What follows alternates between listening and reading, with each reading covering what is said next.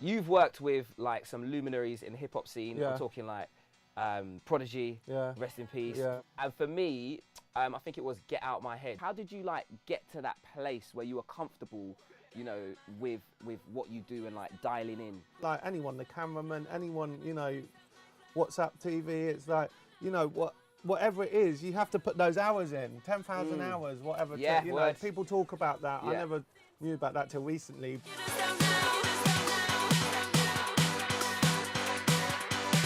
How easy is it now to become a producer? Because everything's kind of like contained on a laptop, right? Yeah, you can do it that way. I think it's dead easy. Like, Yeah. To get the gear together, like a laptop, and you know, some ideas. That's probably the harder bit. You know, making ideas reality. With that, I can go buy a laptop. Anyone at home can buy a laptop. It means it's more competitive then, doesn't it? 100%. Yeah. But that's good. Competition's good, right? You know, some kid opening a laptop at 14, 15. You know, that's the beginning of that journey. You know, and you can do it fast now. One of the biggest tunes of late, especially at the radio station that I work at, was 90s. Right. And that kind of heralded a change of sound in general. Yeah. Just like blatant rave culture, really raw. I don't want to say simple, but very... Yeah, it's supposed to be simple. Yeah? Let's party like it's 1990.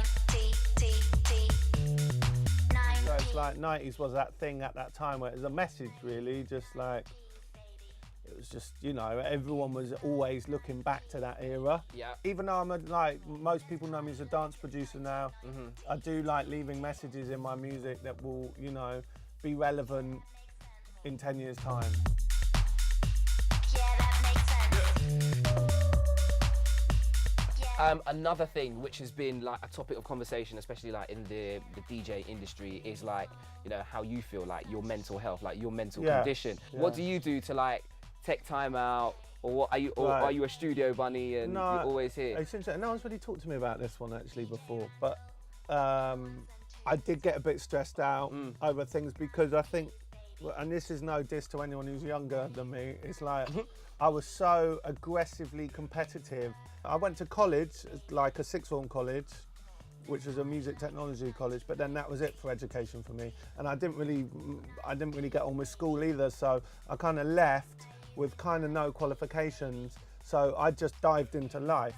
And through life experience, you realise to slow down a bit, I'd say. Now, I'm like, if anything goes wrong, I'm like, I'm still here, I'm blessed. Do you know what I mean? I'm still alive, I wake up breathing, I'm like, yes, I've got another day on this life. That's how I look at it now. You know, as long as I'm still breathing and I'm still doing what I want, you know, a flight may be delayed, a tune may not pop off at radio or in the club, or someone I wanted to play it may not play it. It doesn't bother me. I've always got another opportunity to do something else.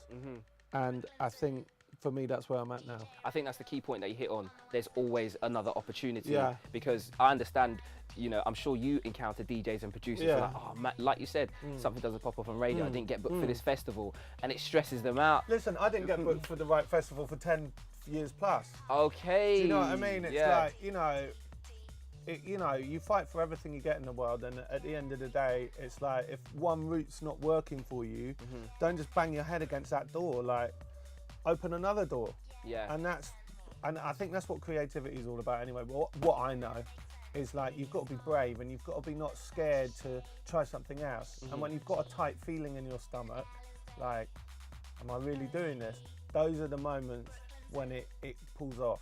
Because you're pushing through something that hasn't been done before. If you just follow formulas that have already been done, you're never going to get anywhere, because there's already figureheads of what's happened. You've got to, like, try and do something that isn't being done. Yeah. And that will make you feel tense. So you've got to go with those feelings and run with it, because those are the good ones. Brilliant. But I'm lucky because I've got that ability to not get really scared and depressed about things. Like, obviously I've had my moments like anyone, and I've been around mental health my whole life. But, you know, I can't say it for anyone else. Some people do suffer harder and have different experiences. Within music, there are bullies out there. There are people out there who want to make you feel small because they're insecure and they want to feel bigger.